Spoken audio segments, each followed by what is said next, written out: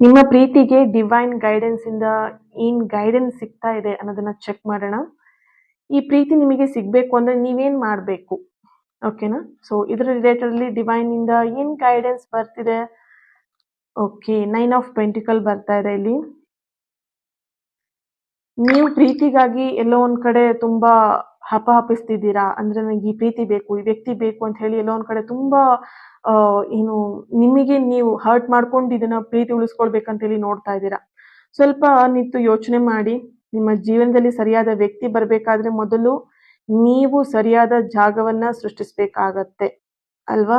So ಹಳೆಯ ಕಹಿ ನೆನಪುಗಳು, ದ್ವೇಷ ಬಿಟ್ಬಿಡಿ. ಇಲ್ಲಿ ನೀವೆಲ್ಲೋ ಒಂದ್ ಕಡೆ ಪಾಸ್ಟ್ ಅಲ್ಲಿರುವಂತಹ ಜಡ್ಜ್ಮೆಂಟ್ ಕಾರ್ಡ್ ಬರ್ತಿದೆ. ನಿಮ್ಮ ಪಾಸ್ಟ್ ಅಲ್ಲಿ ಆಗಿರುವಂತಹ ಕೆಲವೊಂದಷ್ಟು ಕಹಿ ನೆನಪುಗಳನ್ನ ಇನ್ನೂ ಮನಸ್ಸಲ್ಲಿ ಇಟ್ಕೊಂಡು ಆ ವ್ಯಕ್ತಿ ಮೇಲೆ ಇನ್ನೂ ದ್ವೇಷ ಸಾಧಿಸ್ತಾ, ಆ ವ್ಯಕ್ತಿನ ಇನ್ನು ಮನಸ್ಸಲ್ಲೇ ಬೈಕೊಳ್ತಾ, ಅವ್ನು ಹಂಗ್ ಮಾಡ್ದ, ಅವ್ಳು ಹಿಂಗ್ ಮಾಡಿದ್ಲು ಅಂತ ಹೇಳಿ ಮನಸ್ಸಲ್ಲೇ ಅನ್ಕೊಳ್ತಾ ನಿಮ್ಮ ಲೈಫ್ ಅಲ್ಲಿ ಹೊಸ ಪ್ರೀತಿನ ಅಥವಾ ಈಗ ನೀವು ಏನ್ ರಿಲೇಶನ್ಶಿಪ್ ಅಲ್ಲಿ ಇದ್ದೀರಾ ಆ ವ್ಯಕ್ತಿ ಜೊತೆಗೆ ಹ್ಯಾಪಿ ಆಗಿರೋದಕ್ಕೆ ಸಾಧ್ಯ ಇಲ್ಲ.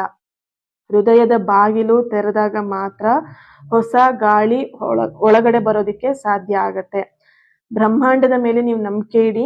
ನೀವ್ ಯಾವ್ದನ್ನೇ ಆಗಿರ್ಬಹುದು, ಓಕೆನಾ? ನೀವ್ ಯಾವುದನ್ನೇ ಆಗಿರ್ಬೋದು ಕಳ್ಕೊಳ್ಬಾರ್ದು ಅಂತ ನೀವ್ ಎಷ್ಟು ಬಯಸ್ತಿರೋ ಅದು ಖಂಡಿತ ನಿಮ್ಮನ್ನ ಸೇರ್ಕೊಂಡೇ ಸೇರ್ಕೊಳತ್ತೆ. ನಿಮ್ಮ ಹತ್ರ ಬಂದೇ ಬರುತ್ತೆ. ನೀವು ಪಾಸಿಟಿವ್ ಆಗಿರಿ. ಓಕೆ, ಸೊ ನಿಮ್ ಮೈಂಡಲ್ಲಿ ನೀವು ಫಿಕ್ಸ್ ಮಾಡ್ಕೊಳ್ಬೇಕು ಈ ವ್ಯಕ್ತಿ ನನಗೆ ಅಂತಾನೆ ಅಂತ ಹೇಳ್ಬಿಟ್ಟು. ಓಕೆನಾ? ಸೊ ನಿಮ್ಮ ಎನರ್ಜಿ ಯಾವ್ದರ ಮೇಲೆ ಕೇಂದ್ರೀಕೃತವಾಗಿರುತ್ತೋ ಅದೇ ನಿಮ್ಮ ಜೀವನದಲ್ಲಿ ಮ್ಯಾನಿಫೆಸ್ಟ್ ಆಗತ್ತೆ. ಸೊ ಹಾಗಾಗಿ ಯಾರು ಕೂಡ ಈ ವ್ಯಕ್ತಿ ಬಗ್ಗೆ ಅಂದ್ರೆ ನಿಮ್ಮ ರಿಲೇಶನ್ಶಿಪ್ ಅಲ್ಲಿ ನಿಮ್ಮ ಪರ್ಸನ್ ಬಗ್ಗೆಗೆ ಇವ್ರು ನನಗ್ ಸಿಗಲ್ಲ, ಇವ್ರು ಈ ತರ, ಅವ್ರು ಆ ತರ ನೆಗೆಟಿವ್ ಆಗಿ ನೀವು ಯೋಚನೆ ಮಾಡ್ತಾ ಇದ್ರೆ ನೀವೇನ್ ಯೋಚನೆ ಮಾಡ್ತೀರಾ ನಿಮ್ಮ ಲೈಫ್ ಅಲ್ಲಿ ರಿಯಲ್ ಆಗಿ ನೀವು ಅದನ್ನ ನೋಡ್ತೀರಾ. ಸೊ ಹಾಗಾಗಿ ಆದಷ್ಟು ಈ ವ್ಯಕ್ತಿ ಬಗ್ಗೆ, ಈ ರಿಲೇಶನ್ಶಿಪ್ ಬಗ್ಗೆ ಒಳ್ಳೆದನ್ನ ಯೋಚನೆ ಮಾಡಿ.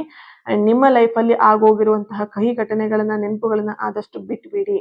ಈ ಪ್ರೀತಿ ಸಿಗ್ಬೇಕು ಅಂತ ಹೇಳಿದ್ರೆ ಈ 2 ಕೆಲಸವನ್ನ ನೀವು ಮಾಡ್ಲೇಬೇಕಾಗತ್ತೆ. ಡಿವೈನ್ ಗೈಡೆನ್ಸ್ ನಿಮಗೆ ಬರ್ತಾ ಇರುವಂತದ್ದು. ಓಕೆನಾ? ಸೊ ಈ ಒಂದು ರೀಡಿಂಗ್ ಎನರ್ಜಿನ ರಿಸೀವ್ ಮಾಡ್ಕೊಳ್ಳೋದಿಕ್ಕೆ ಕಮೆಂಟ್ ಅಲ್ಲಿ ತಿಳಿಸ್ತೀರಾ ಮ್ಯಾನಿಫೆಸ್ಟ್ ಅಂತ ಹೇಳಿ ರೆಡ್ ಹಾರ್ಟ್ ಮಾರ್ಕ್ ಅನ್ನ ಹಾಕಿ ಎನರ್ಜಿನ ರಿಸೀವ್ ಮಾಡ್ಕೊಳ್ಳಿ.